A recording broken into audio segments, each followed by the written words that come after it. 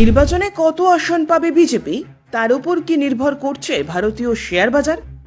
বিগত কয়েকদিন ধরে উত্তাল শেয়ার মার্কেট, উত্থান পতনের মধ্যে দিয়ে যাচ্ছে শেয়ার বাজার।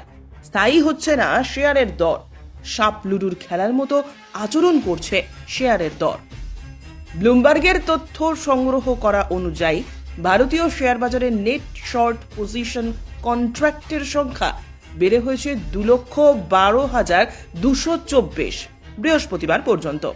এর অন্যতম কারণ বিদেশি বিনিয়োগকারীরা আশঙ্কা করছেন বিজেপি গতবারের তুলনায় এবার কম আসনে জিততে পারে, আর তাই শেয়ার বাজারে বিনিয়োগ করার বিষয়ে সন্দিহান বিদেশি বিনিয়োগকারীরা। এর জেরে সূচকে অস্থিরতা লক্ষ্য করা গিয়েছে।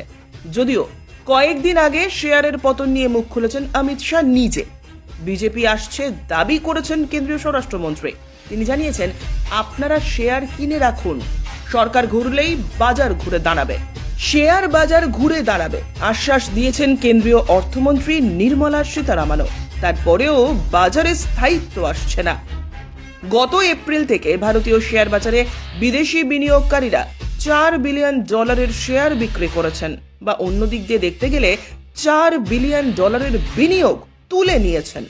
এদিকে ডেরিভেটিভ বাজারে বিনিয়োগের প্রবণতা বাড়ছে ক্রমেই।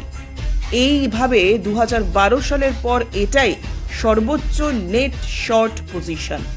কিভাবে শেয়ার বাজারে ভোটের প্রভাব পড়ছে? বিশ্লেষকদের দাবি, নির্বাচনের মাঝে শেয়ার বাজারের ঘরোয়া বিনিয়োগকারীরা ইকুইটি শেয়ারের চেয়ে বেশি অপশন ট্রেডিং এ বিনিয়োগ করছে। মূলত বিভিন্ন সংস্থার ফলাফল সংক্রান্ত ঝুঁকি কমাতেই অপশনের দিকে ঝুঁকেছেন বিনিয়োগকারীরা। এদিকে 4 জুনের আগে ইকুইটি শেয়ারের দাম কমলেও তা ছাড়তে চাইছেন না স্থানীয় বিনিয়োগকারীরা। এদিকে সেই শেয়ার কিনতে চাইছেন না বিদেশিরা। এই আবহে ভারতীয় বাজারে তৈরি হয়েছে এক অদ্ভুত অস্থিরতা।